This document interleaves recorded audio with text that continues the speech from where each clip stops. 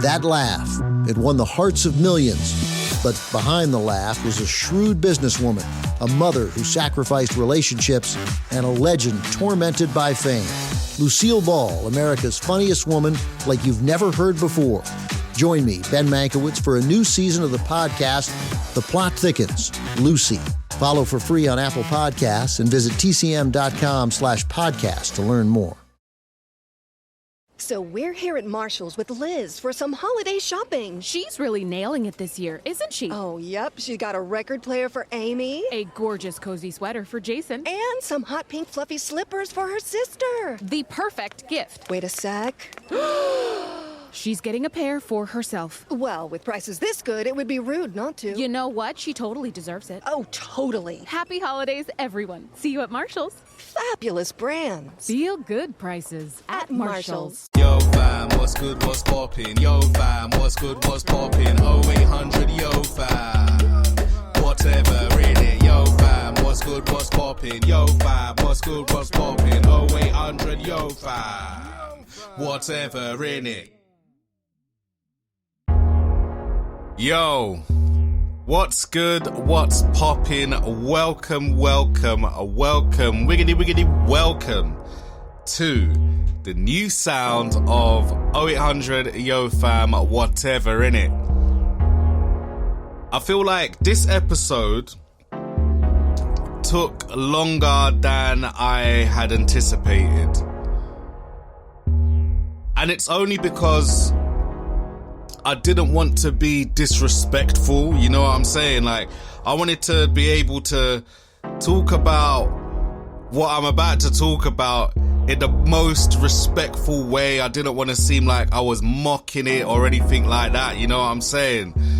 I just wanted to be able to speak about my experiences. But also, another reason why this episode led to a bit of a hiatus in my uploading schedule and stuff like that is because also I came across an app called Clubhouse. You know what I'm saying? I'd heard whispers about it and whatnot, but I hadn't joined, you know what I'm saying? I kind of put it off for a while because I thought it was all about Passa, this, that and a third.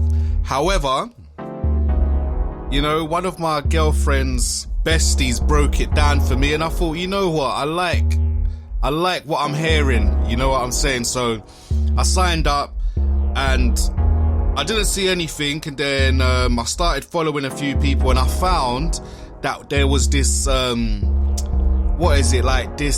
this debate room thing led by podcasters and prominent podcasters, and they was dropping gems. So I thought to myself, rah, like, you've always had whateverinit.com as a URL. Why don't you start using that as your podcast site? Also, I had a situation where I was reminded of stuff that I used to do. You know what I'm saying? Back in my Up in the Air days in like 2010, how I used to write and publish without kind of caution. I just used to just get a wave of something, write it, bang, it's out there. And I thought, whatever in it needs to be that place for me. I need to be writing, you know what I'm saying? And it can kind of feed into the creation of scripts for the podcast as well, you know what I'm saying? So that's what I've been really meditating on. You know what I'm saying? And also, what led to the tangent of me going down the rabbit hole was the fact that what I had originally planned for episode 43, I was going to talk about my experiences of, you know, indulging in haram. And I know that sounds more serious than it actually is, innit? Like, man wasn't doing like some wild shit. However, like, I went through a phase where I was just eating pork, innit? And as someone that, you know, you're born and your parents embrace you in Islam, like, you know what I'm saying? That becomes your religion.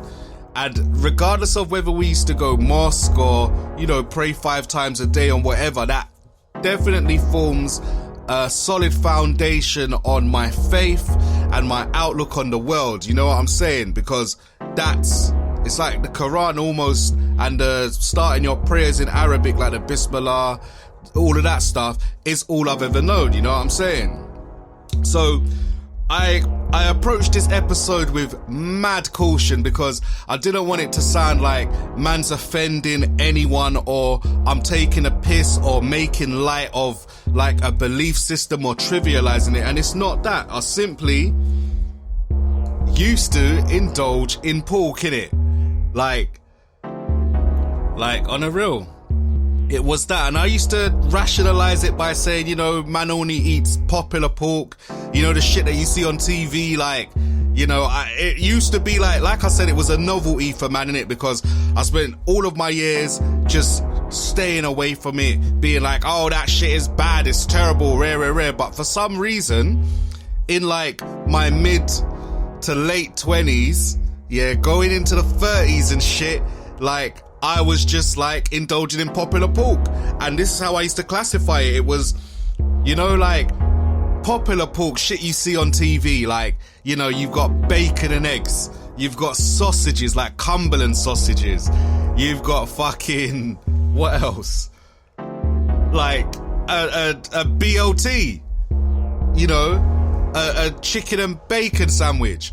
Like shit, like I remember tasting Baconaise for the first time, and that was like relatively recent. That's probably about 1.5 to 2 years ago. And I was like, wow, how have I missed this shit all of my life? You know what I'm saying? Like when I used to go calf, like, and I'll break it down like this. There was no suitable halal option. So all my life, if I'm going to the calf to eat something with my brethren and whatnot, like I'm either stuck with a vegetarian sausage or some shitty substitutes, yeah, or I have to get like a fish dish or a beef dish and shit like that. And not every day man wants to eat chicken and fish and shit like that. So I thought, fuck it. One day I just started doing up haram, innit. I wasn't eating the hardcore shit. Like when I say hardcore, I mean ribs. I mean all of that other shit. Like for me, that was a step too far, innit. But like I said, I just used to indulge in all of that. Full English breakfast with the Cumberland sausages, with the bacon and whatnot. Like that was the one, innit. And then I can remember how I stopped. You know what I'm saying? I remember it was, I started reading the Bible and the Quran again. Yeah? And I remember reading the Bible in the New Testament. One of my colleagues was like, yo, you only can understand the Bible and put everything into context like if you start from the New Testament and go back to the Old Testament. You begin to start breaking down stuff even more. Also, it was Easter, and I love the story of like Jesus and shit around Easter. You know what I'm saying? So I came across this verse in Mark 5:13 that read, "And forthwith Jesus gave them leave, and the unclean spirits went out and entered into the swine, and the herd ran violently down a steep place into the sea. They were about 2,000 and were choked in the sea." So this was like hearing that verse, yeah, and I was like, rah. I started putting two and two together in it, because before my parents embraced Islam, like for a phase, you know what I'm saying, in the 80s and stuff like that, going into in the 80s and stuff, they were like Christians in Jamaica, you know what I'm saying, and my dad was a Rastafarian. So it's like, on both sides, my family just never ate pork. Like, you know what I'm saying? And then I started to put two and two together when I read the verse, the Mark 5:13, because I never knew exactly why. But then if Jesus is casting the evil spirits into the swine and they're running off into the sea, could that be one of the reasons why traditionally we just haven't eaten pork? You know what I'm saying? And then when I read up on the background of Mark 5:13, yeah, it's kind of like, it's a demonstration of, say, the good, so God having dominion over everything. So it means that the devil is not its own entity, but it still operates within the frame of God, if that makes sense. But yeah, so ultimately I'm reading the Bible and the Quran back to back, you get me? And I'm coming across a lot of things, you know what I'm saying? A lot of things. So where is it? So there's this verse, right, in Surah 5 verse 3, and it says, prohibited for you are carrion, blood, the flesh of swine, and animals dedicated to other than God. Also the flesh of animals strangled, killed violently, killed by a fool, gored to death, mangled by wild animals, except what you rescue, and animals sacrificed on altars, and the practice of drawing lots, for it is immoral. And like, even with that verse, that's from the Surah Al-Madiyah, right? And even with that, I feel like I started to piece together why, innit? I just never knew the why behind why I was prohibited from eating particular foods like all of my life and stuff. I never put two and two together. But then I started reading these verses and I started to understand, you know what I'm saying? And then when I'm understanding it and put it in the perspective of what's in like scripture, Quran, etc., I'm starting to be like, rah, like when I go to have the full English now, I'm like, rah, this is a bit mad for man, you get me? So it's like, now there isn't just some mystery behind why something is prohibited for me, if that makes sense. You know what I'm saying? I know the reasons. It's like, and even when I reflect on my time that I spent with the black Hebrew Israelites in Israel, yeah? When I was like mad young in like the summer of 97, stayed in this kibbutz in Dimona, right? In the Beersheba desert. And I always used to think, rah, like, why are these people vegan? I don't get it. And then, in my quest of, you know, reading the Old Testament, yeah, and going into the Torah and stuff like that, basically in Genesis, book 1, verse 29, it says, and God said, behold, I have given you every herb bearing seed which is upon the face of all the earth, and every tree in which is the fruit of a tree yielding seed. To you it shall be for meat. So I finally, after like 20-something years of never knowing why these people were staunch vegan, anti-processed food and stuff, I suddenly understood them. You know what I'm saying? I suddenly understood who I was staying with and the reason why. So it's almost as though my reflection and going into wanting to share verses that led me to stop eating pork again, or popular pork as I deemed it, yeah?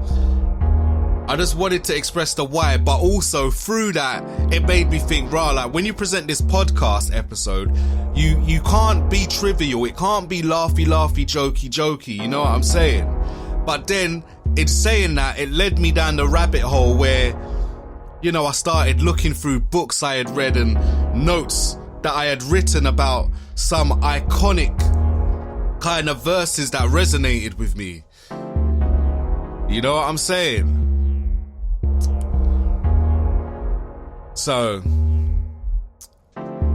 it led me to reflect on like my recent release of Cogitation, right? And I was sharing the reason why I started writing part 2. and why I put it into a book form, and I started sharing the concept with people at work and outside of work. And it was in me rediscovering Julius Caesar in 2017, right? In Act 1, Scene 2, a public place, Cassius says, "Then Brutus, I have much mistook your passion, by means whereof this breast of mine hath buried thoughts of great value, worthy cogitations. Tell me, good Brutus, can you see your face?" Brutus replied, "No, Cassius, for the eye sees not itself, but by reflection, by some other things." For me, I read that verse and read the word cogitation, and I was intrigued. And when I looked it up, and it meant to think deeply, to contemplate, I thought that's what I do when I write. I think and think and think and break things down and start writing when I'm inspired, and I can interpret it in my own way. But also the line, "For the eye sees not itself, but by reflection some other things." Right, that made me think. You can't enjoy the picture whilst in the picture, so look upon yourself through reflecting on what you see. It's easy to judge others through projecting your reflections onto them, so be careful. Other notable verses from Act 1, Scene 2 involve Julius Caesar. So Caesar says, "Let me have men about me that are fat, sleek-headed men and such as sleep o' nights. Yond Cassius has a lean and hungry look. He thinks too much. Such men are dangerous." So what Caesar's saying is that he notices that Cassius is hungry for power and respect. The fact that he thinks too much and observes scares Caesar because he's always watching, analysing, plotting and scheming. Cassius seems like the guy who's putting batteries in the backs of others. But it goes to show that Caesar has good instincts. You know what I'm saying? And this is a very big lesson in trusting your intuition. So Antony responds to Caesar, right? And says, "Fear him not, Caesar. He's not dangerous. He's a noble Roman and well given." At this point in life, right, Antonius doesn't seem to be switched on. He's naive to the intentions of others and gives an early impression of not knowing how to read people. Caesar responds, "He reads too much. He is a great observer and he looks quite through the deeds of men. He loves no plays." Caesar fears Cassius because he reads people and situations. His mind is always switched on. Possibly doesn't like plays as he sees life as a stage. It's the same thing for me and gambling. Like, I don't gamble, I don't play video games, because for me, like, life is a game. You know what I'm saying? Caesar then goes on to say, "I rather tell thee what is to be feared than what I fear, for I am Caesar." So at this point, he's teaching Antony how to manage and move through Senate, but also teaching him the lesson that none should ever know his weaknesses or fears, as they can attack his vulnerabilities. In Act 2, Scene 2 at Caesar's house, Caesar says, and this is one of my favourite lines in all of Shakespeare, "Cowards die many times before their deaths. The valiant never taste death but once. Of all the wonders that I have yet have heard, it seems to me most strange that men should fear seeing death. A necessary end will come when it will come." So if you listen to 0800 Yo Fam, the album, you would have heard on Grime Theophilosophy. On Grime Theophilosophy, that is the intro. And it's a song where I go into metaphysics, I go into my place in life as well as the end. And it's almost saying, look, I know that death is the only certainty and it's the only truth in this life. You know what I'm saying? But Caesar quotes it. And he's basically saying that each opportunity you decline to take because of fear is a part that dies within you due to denying that part of yourself the chance to explore and pursue that aspiration. Accept that the end is always nigh. It's life's only certainty, but that won't stop him from his pursuit of greatness by being brave and assertive. So that's what Caesar represents. You know what I'm saying? At Capella University, education is as smart as the world around us. With the FlexPath format, you can take classes at your own pace, set your own deadlines, and even leverage your previous experience to move faster. Now that's smart. Learn more at capella.edu. 0800 Yo fam, what's good, what's poppin', WHTVRINNIT.com. That's WHTVRINNIT.com. I know what I said on the last episode, and I know what I said in the actual podcast song, but understand, things can change fast, man. You know, I set up WHTVRINNIT.com as the site for this podcast, separated from 0800 Yo fam. You know what I'm saying? Give it its own air to breathe.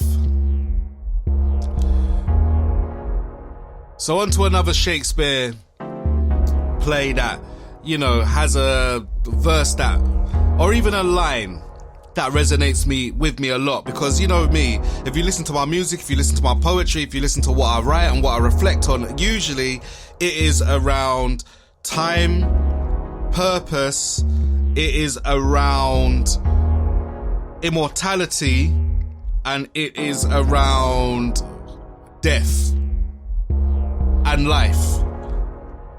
It's around the core things. You know what I'm saying? And this is from Romeo and Juliet, from Act 1, Scene 1, when it's in Verona, Republic Place. And Romeo says something along the lines of, not having that which having makes them short. And this is a clever way at looking at time. When you aren't doing something you enjoy, time is slow, but when you're doing things you enjoy, time moves with speed. And that's some real shit. Like, I'm already 20 minutes in and I'm wondering, where the ass did 20 minutes go? I've still got more verses to share. This is a mad thing. But you know, that's how it goes. I guess time flies when you're having fun. I just translated that in the cheesiest way possible. Another book I read, right, it's a free book from iBooks, and it's called The Samurai Strategy. And there is this, I've only got to the second or third chapter, and the character says something like, he reflects on the life of samurais. And if you're familiar with my piece, Warrior or Gardener, you know, I use the imagery of, you know, a warrior that's on the battlefield against someone that's pruning his flowers in the garden. And the great thing about samurai culture and Japanese nobility and warrior nobility back in those days, right, is that they were incredibly nuanced. You know what I'm saying? You can be like a bad man swordsman, chopping down man on battlefield, having duels and whatever, but at the same time you can be writing a haiku, if that's what it's called, like one of those poems. You know what I'm saying? You can be writing poetry, then you can be writing about philosophy, or you can be conducting a dope tea ceremony that man them are gonna know about, or you could be landscaping your garden. Like, they were so nuanced in everything they'd done, and that's why I respect traditional Japanese culture for these things, because there's so much intricacies. You see, the Japanese warriors had a code that said you ought to live every moment in full awareness of your own mortality. When you adopt this essential outlook, so they claimed, all regrets, emotions, complaints can be seen as an indulgence. You're ready to meet life head on, to risk everything at a moment's notice. That's the only way you ever discover who you really are, and it's supposed to make you marvelously detached. So I interpret that as, you never know when your time's up, so live. And it also explains and sums up how I try to live my life. You know what I'm saying?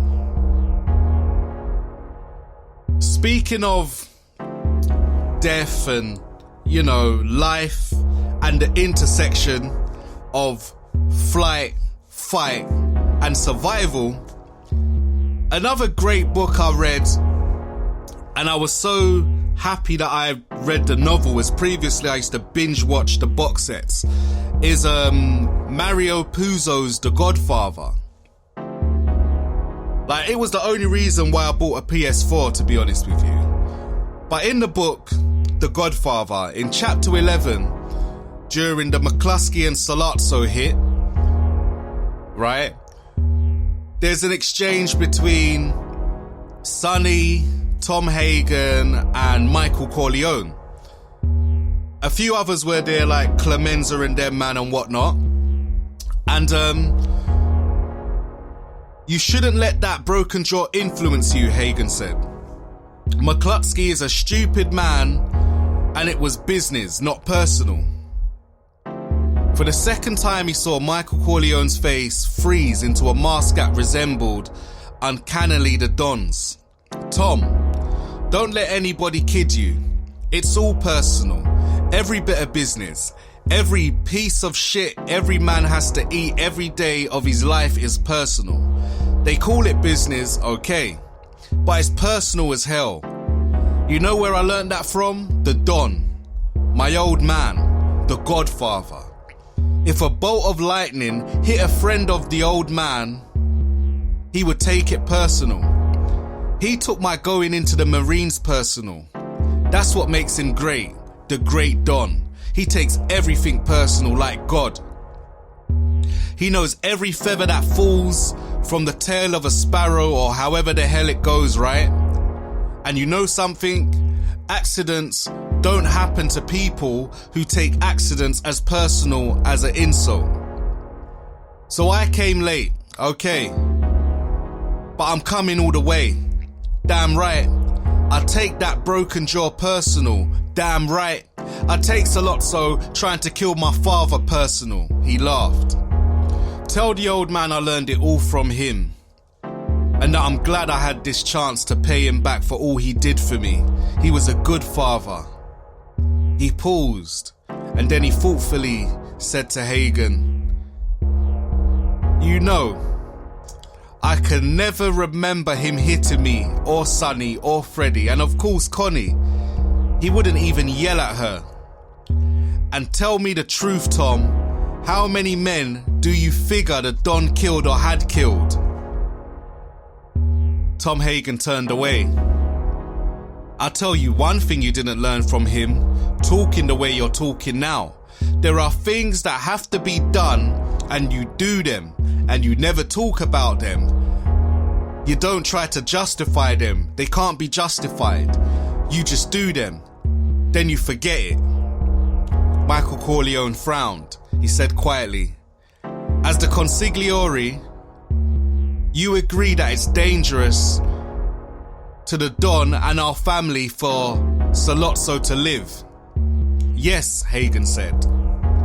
Okay, Michael said. Then I have to kill him. This is the realest shit that I've read that contextualizes the evil that men do. And it can also be tied back to Mark Antony's speech in Julius Caesar, where man comes out and says, friends, Romans, countrymen, lend me your ears. You know, at that point where he starts calling out Brutus and the man them, and all of the senators for killing Caesar, saying that in some ways it's necessary but then he killed one of the man them, so we have to ride out. You know what I'm saying?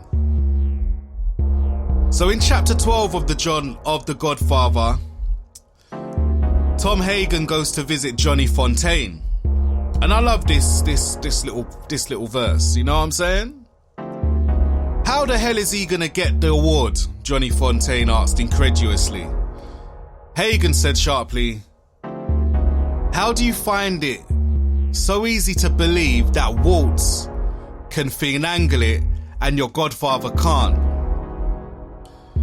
Now, since it's necessary to get your faith for the other part of the deal, I must tell you this, just keep it to yourself. Your godfather is a much more powerful man than Jack Waltz, and he is much more powerful in areas far more critical. How can he swing the award? He controls the people who control all the labor unions in the industry, all the people, or nearly all the people who vote. Of course, you have to be good. You have to be in contention on your own merits. And your godfather has more brains than Jack Waltz. He doesn't go up to these people and put a gun to their heads and say, vote for Johnny Fontaine or you are out of a job. He doesn't strong arm where strong arm doesn't work or leaves too many hard feelings. He'll make those people vote for you because they want to, but they won't want to unless he takes an interest. Now take my word for it that he can get you the award, and that if it doesn't do it, you won't get it. Okay, Johnny said, I believe you. And that right there, people, is a lesson in influence and power.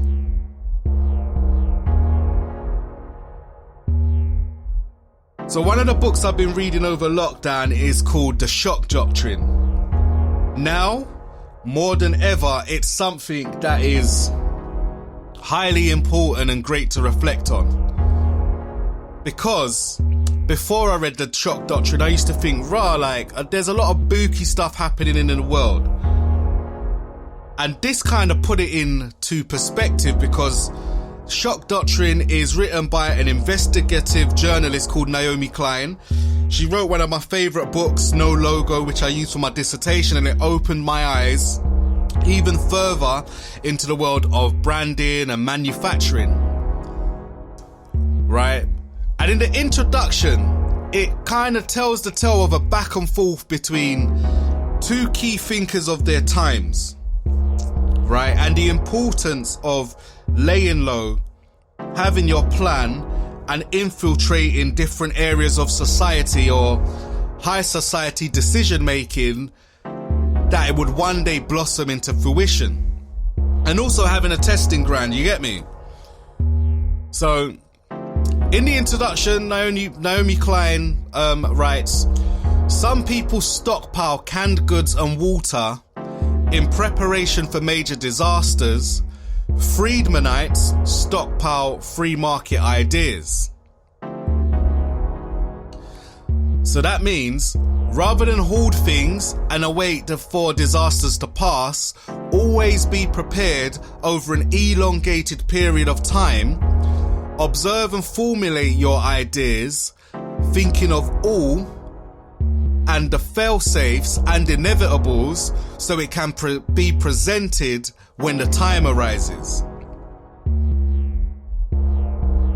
Naomi Klein also writes, for 35 years, what has animated Friedman's counter-revolution is an attraction to a kind of freedom and possibility available only in times of cataclysmic change, when people with their stubborn habits and insistent demands are blasted out of the way. Moments when democracy seems a practical impossibility. And just for context, Friedman was like a sculptor chipping away at Keynes's ideology bit by bit, prototyping his systems in other regions, laying in wait for the right moment where he could find an adopter of his idea, or rather when enough of his disciples were in positions of power and influence to strike. It seems like a well-coordinated campaign. All they needed was a disaster to strike that knocks routines, rituals, safety and patterns out of sync. Shock and awe. It's an absolute mad thing.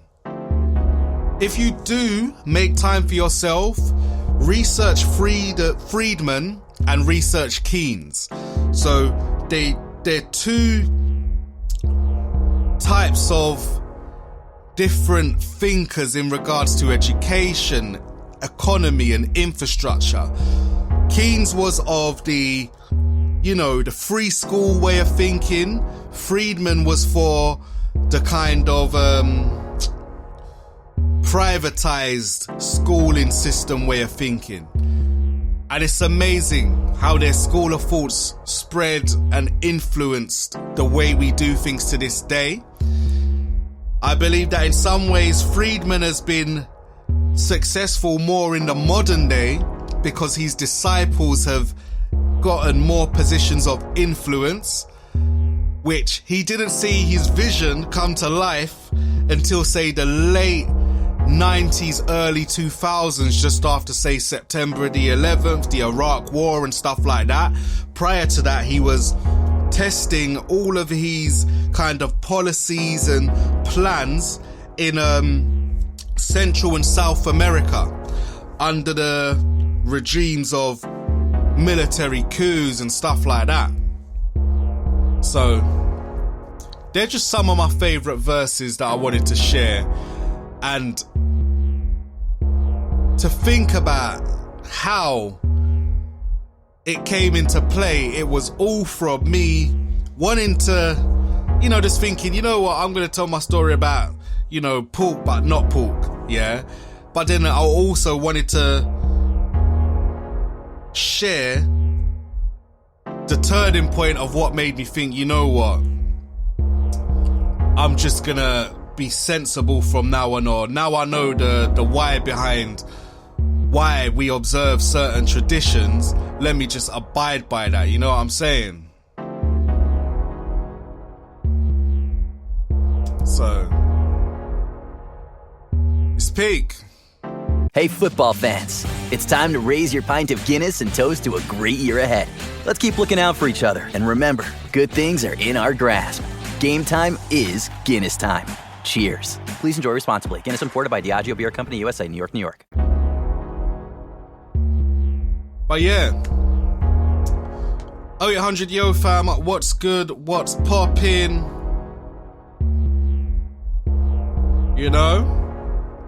WHTVRINNIT.com. That's what it's about right now. I can share some more of my favorite verses.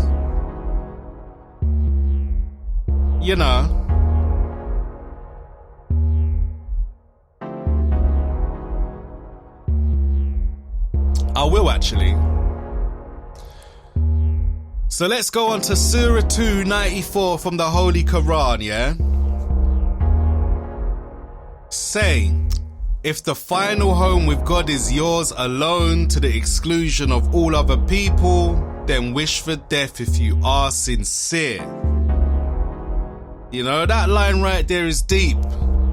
Faith is often an inconvenient truth, and when you are touched by a revelation and follow the truth of what has been revealed, you can become ostracized from others as a result.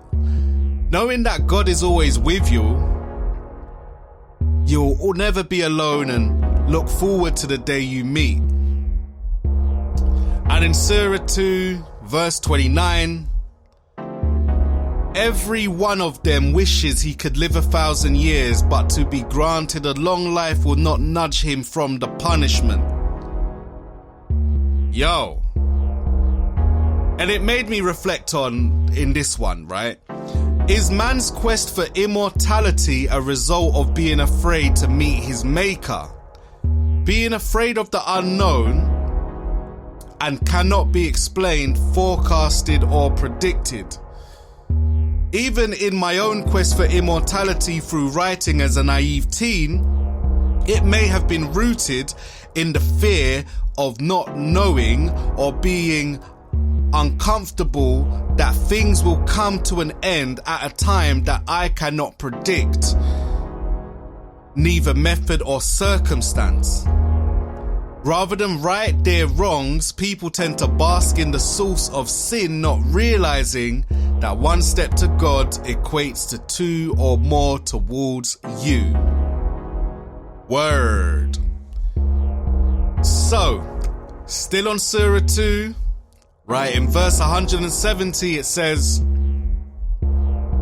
"And when it is said to them, follow what God has revealed, they say, we will follow what we found our ancestors following, even if their ancestors understood nothing and were not guided."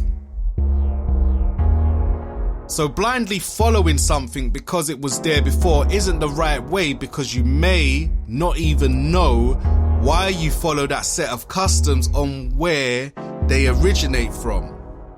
Take, for instance,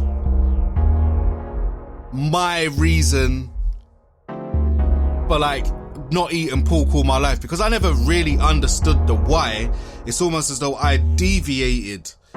But until I found myself back onto the path and I knew the why behind the reason why something was prohibited, it allowed me to get back on the path.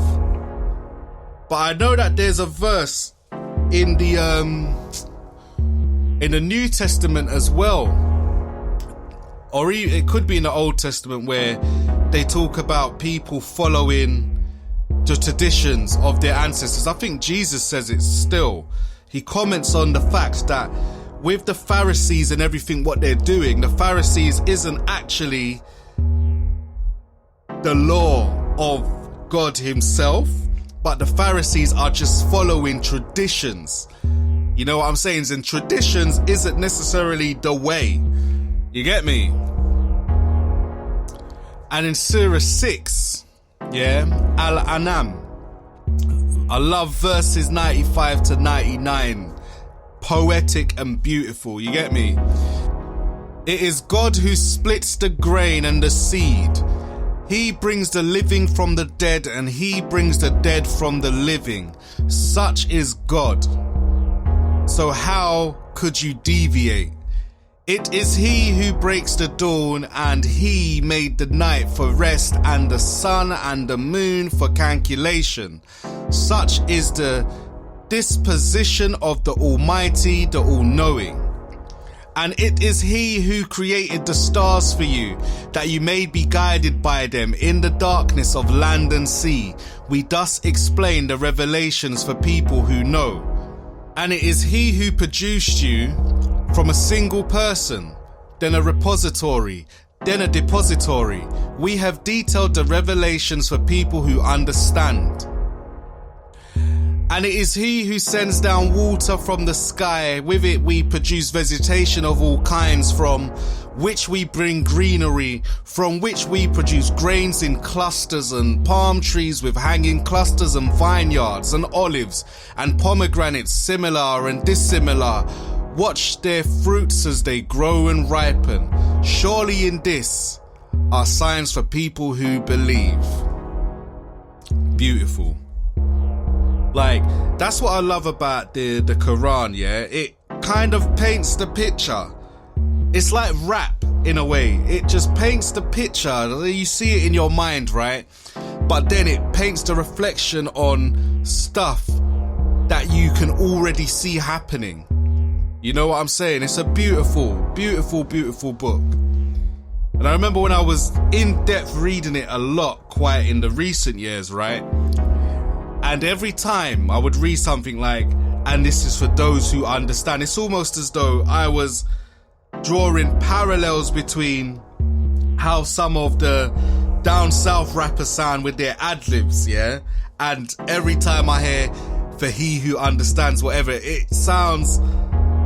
Obviously this book has a tradition of being recited, and passed on and stuff like that. Just like Homer's Odyssey has a tradition, an oral tradition, right, where it's sung and stuff like that.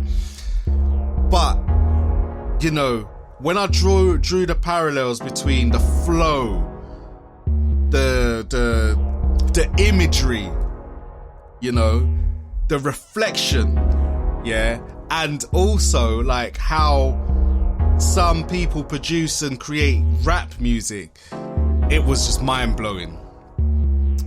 I remember I'm on my journey into these books. I'm at the start of that journey, so these are from like the first 7 surahs, you get me? And this last verse that I'm going to share as one of my favourite verses for this episode is Surah 7, verse 54, Ala Araf. Yeah. It is he who sends the wind ahead of his mercy. Then when they have gathered up heavy clouds, we drive them to a dead land, where we make water come down, and with it we bring out all kinds of fruits. Thus we bring out the dead. Perhaps you will reflect. Some deep stuff, yo. Differently. Yeah, man. I wanted to share with you like my favourite verses and whatnot. And that was all on the back of me going to do an episode about haram and all of that stuff, you know what I'm saying? And just started delving through my iBooks, and I found lots of different bookmarks or notes that I have written over the years for some of the books I had read. And some of you might be asking, like, don't you read like lots of modern novels? To be honest with you, I tend to, but the reason why I read a lot of the classics is because when I write stuff, I don't know, I aspire to be like, the texts that have stood the test of time, you know what I'm saying? So that's why I read the Quran, the Bible, Homer's Odyssey, lots of stuff like that, you know what I'm saying? Greek myth, like, because I love the language used. It's very... it just has a certain magnitude and a weight to it, you know what I'm saying? And I hope to drop Cogitation 2.5 soon, as well as Internal Affairs, because there's some beautiful language on those projects, man. But yeah, this is me returning for the first time in a few weeks. New backdrop. I feel like this backdrop makes me a bit more contemplative. You know what I'm saying? So if you're here for the hype and whatnot, you might get the hype back in another thing. I might just drop it in and out, but you know what I'm saying? That's me. WHTVRINNIT.com, at WhateverInnit, that's WHTVRINNIT, across all socials. You don't know. I'm out. Speak next time. Holler at me, engage, let me know what this podcast is saying. It's a different one from what you're used to, but you evolve, you try new things, and that's just the way it is. Alright? Peace out. Yo fam, what's good, what's poppin'? Yo fam, what's good, what's poppin'? 0800, yo fam, whatever in it. Yo fam, what's good, what's poppin'? Yo fam, what's good, what's poppin'? 0800, yo fam, whatever in it. Holler at me for the podcast. It's the coldest podcast. I said holler at me for the podcast. Mondays and Thursdays, I said holler at me on the podcast. It's the Wavy Podcast. It's like holler at me on the podcast. Subscribe. This holiday season, we all wish for hope and healing. Children and families who spend their holidays at the hospital deserve a reason to believe in first steps, in giggles, high fives, and hugs. For 150 years, Children's National Hospital has provided world-class care and groundbreaking research. Please donate today to help patients and healthcare heroes this holiday season. Visit childrensnational.org/holiday. That's childrensnational.org/holiday. Does every dollar you spend on your groceries create a healthier planet, build stronger communities, and help farmers get a fair wage for their work? They could. With Hungry Harvest, get a weekly box of rescued farm fresh produce and grocery staples that fight food waste and hunger delivered right to your door. Whether you customize or want to be surprised with our hand-picked variety of fruits and veggies, you'll save money and make a real impact. Sign up today and get 50% off your first harvest with code HUNGRY50 at hungryharvest.net.